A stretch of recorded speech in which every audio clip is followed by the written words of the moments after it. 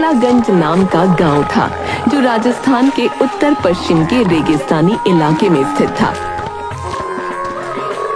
ढोलागंज गांव ऊंटों की स्मारक और ऊंटों के लिए जाना जाता था।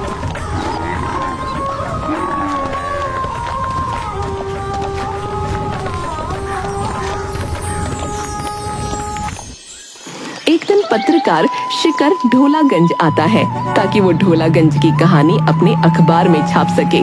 वो जैसे ही गांव में प्रवेश करता है उसे वहां कई सारे ऊंट दिखते हैं।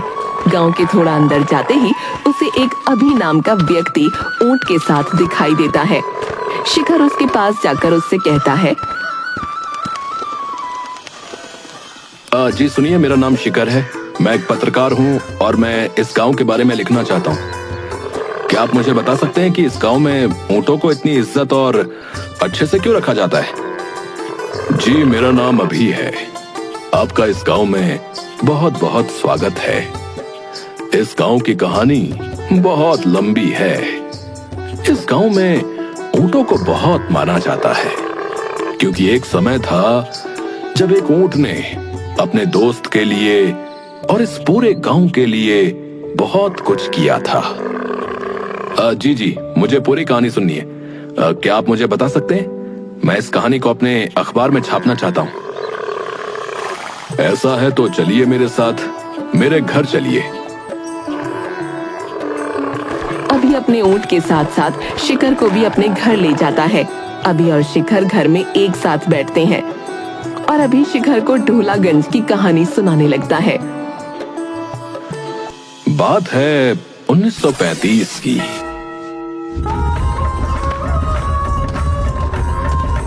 जब ढोलागंज गांव का नाम गणिपुर हुआ करता था। उस समय चंदन नाम का लड़का गांव में अपने पिता के संग बाहर से आए लोगों को ऊंट की सवारी कराया करता था। चंदन और उसके पिता के पास 2 ऊंट थे, एक मां और एक उसका बेटा जिसका नाम ढोला था। ढोला और चंदन काफी अच्छे दोस्त थे। हर सुबह चंदन के पिता ऊंट का दूध निकाला करते थे, मगर ऊंटनी हमेशा 2 लोगों का दूध अपने अंदर बचाए रखती थी। तो एक दिन जब चंदन के पिता ऊंटनी का दूध निकाल रहे थे, वाह, मैं हर रोज तुम्हारा दूध निकालता हूँ और हर दिन देखता हूँ कि तुम 2 लोगों का दूध अपने अंदर बचाए रखती हो, एक अपने बेटे ढोला के लिए और दूसरा मेरे बेटे चंदन के लिए। ढोला और चंदन हमेशा साथ में घूमा करते थे। एक दिन चंदन और ढोला गांव के बाजार में घूम रहे थे। तभी चंदन को एक दुकान में बड़ी अच्छी गले की चेन दिखाई दी जिस पर एक अनोखी हीरे जैसी वस्तु लगी हुई थी। अरे वाह, ये तो बड़ी ही खूबसूरत चेन है। ढोला, ये तुम पर बहुत अच्छी लगेगी। मैं अभी तुम्हारे लिए ये खरीदता हूँ। चंदन की एक दोस्त और थी जिसका नाम पूनम था।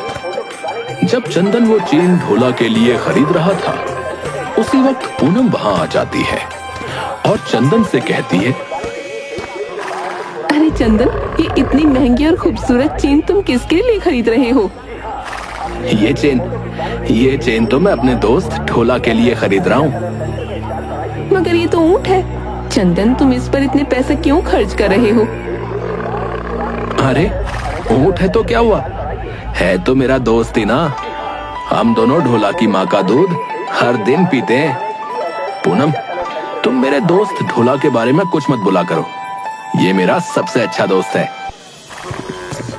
ये कहकर चंदन और ढोला वापस अपने घर की ओर निकलने लगे।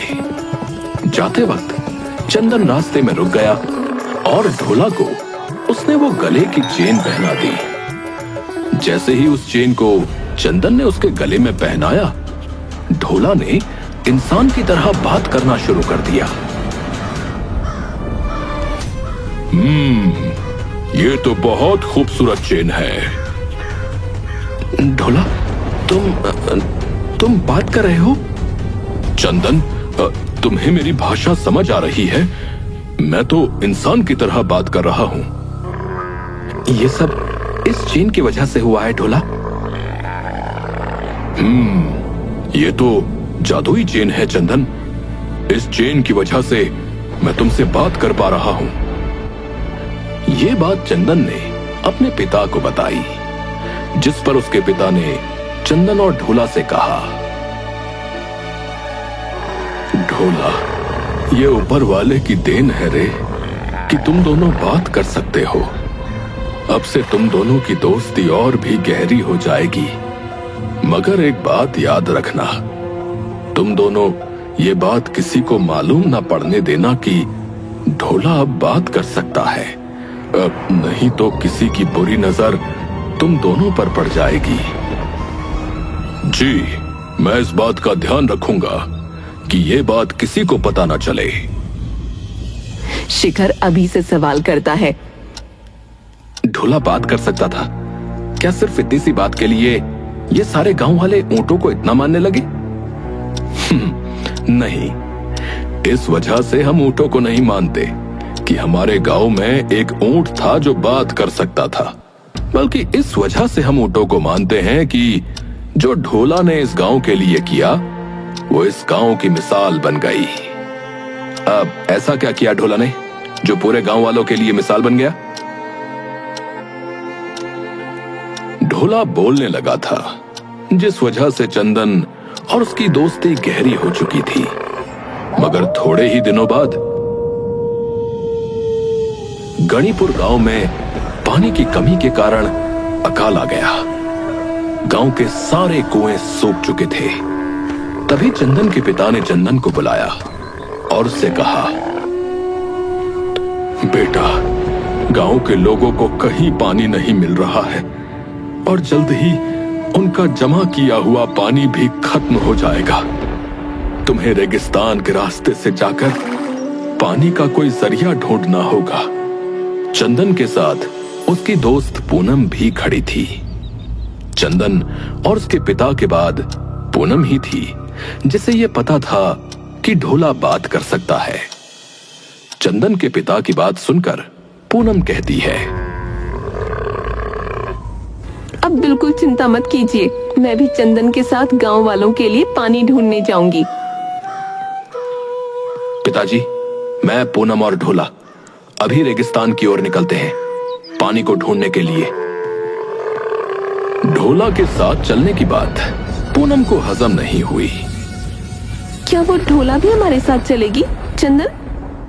हाँ पूनम, ढोला भी साथ आएगा। आखिर रेगिस्तान में ऊंट से ज्यादा अच्छा साथी और कौन हो सकता है। जाओ बेटा, अब इस गांव को बचाने का जिम्मा तुम्हारे हाथों में है। पानी ढूंढे बिना वापस मत लौटना। जी पिताजी, हम लोग पानी ढूंढकर ही रहेंगे। तो वो तीनों रेगिस्तान में निकल गए पानी की तलाश में। रेगिस्तान में तीनों पानी तलाशने लगते हैं।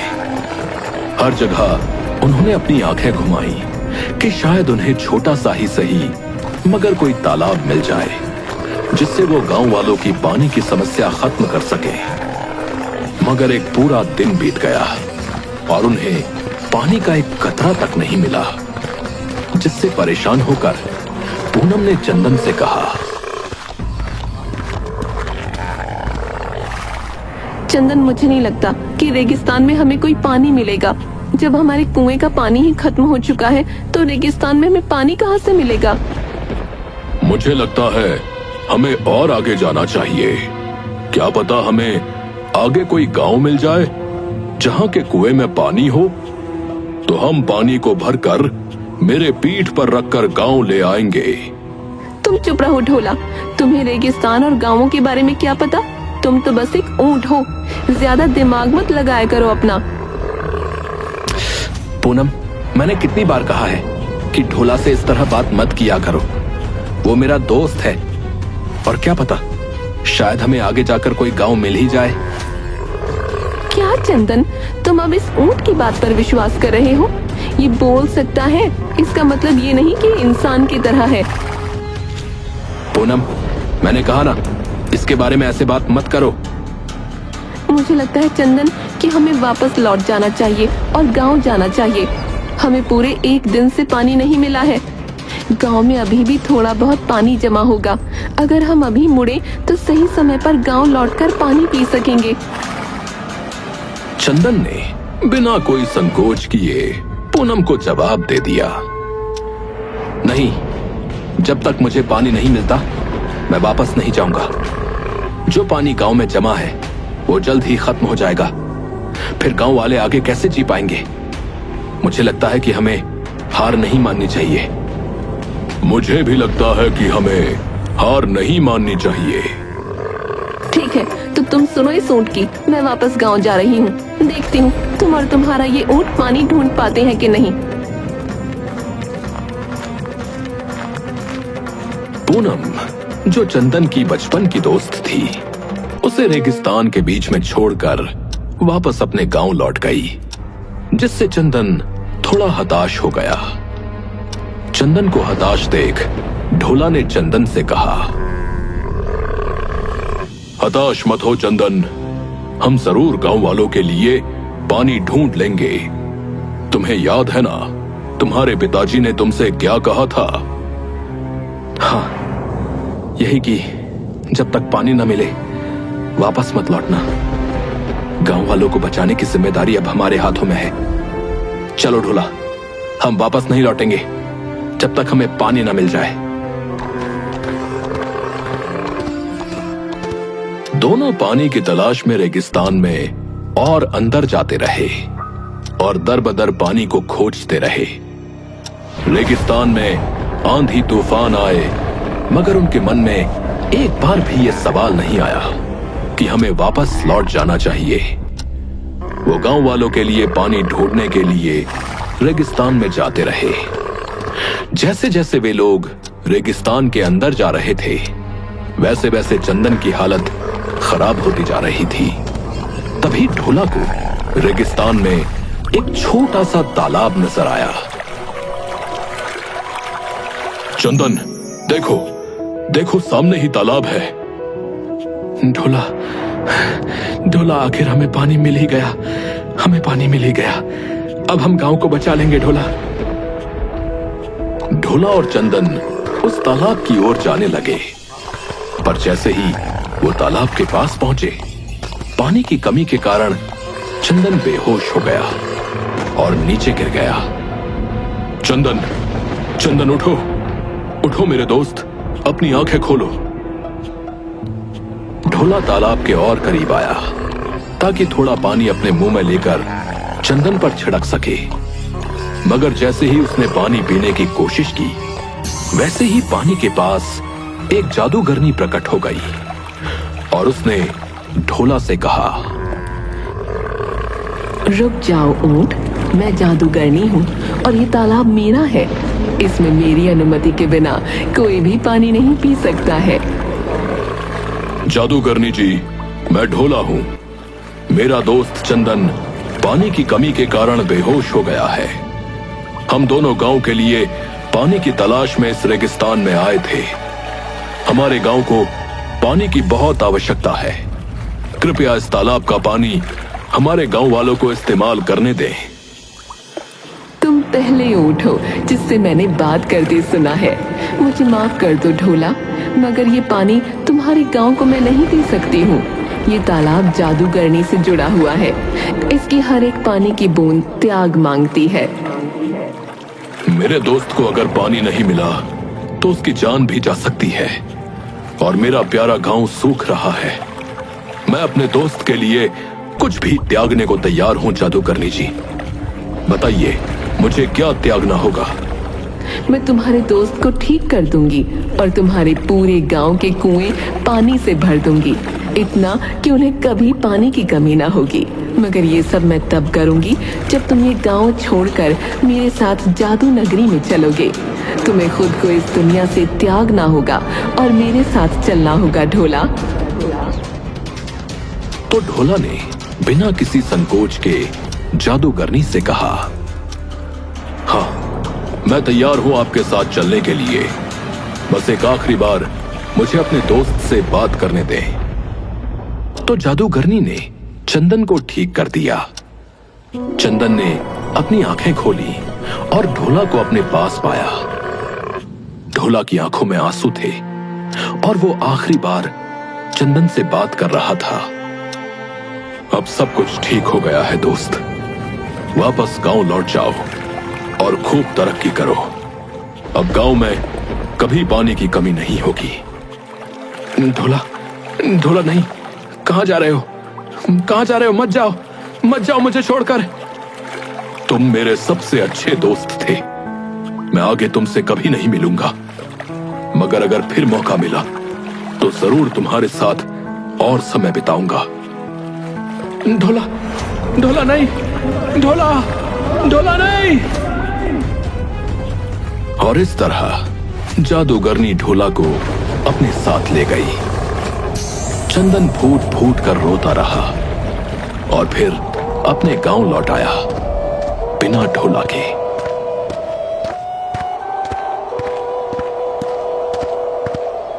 उसने अपने पिता और पूरे गांव को यह कहानी सुनाई और उस दिन के बाद से सारे कुओं में पानी भर गया और कभी खत्म नहीं हुआ। और इसीलिए ढोला के सम्मान में गांव का नाम बदलकर ढोलागंज रख दिया गया। ढोलागंज की कहानी सुनकर शिखर की आंखों में आंसू आ जाते हैं। ऊंट यहाँ पर दोस्ती का प्रतीक है। ढोला ने हमारे गांव को बचाया था, जिस वजह से इस गांव में ऊंटों को इतना मान दिया जाता है। अरे वाह, ये कहानी मैं जरूर अपने अखबार में छापूंगा ताकि लोग इसे पढ़कर प्रेरणा लें। और आपका बहुत बहुत धन्यवाद ये कहानी सुनाने के लिए। और हाँ, आपने इसे बहुत अच्छे से सुनाया। अच्छे से अच्छे से तो सुनाऊंगा ही ना, क्योंकि ये कहानी मेरे परदादा चंदन जी की जो है।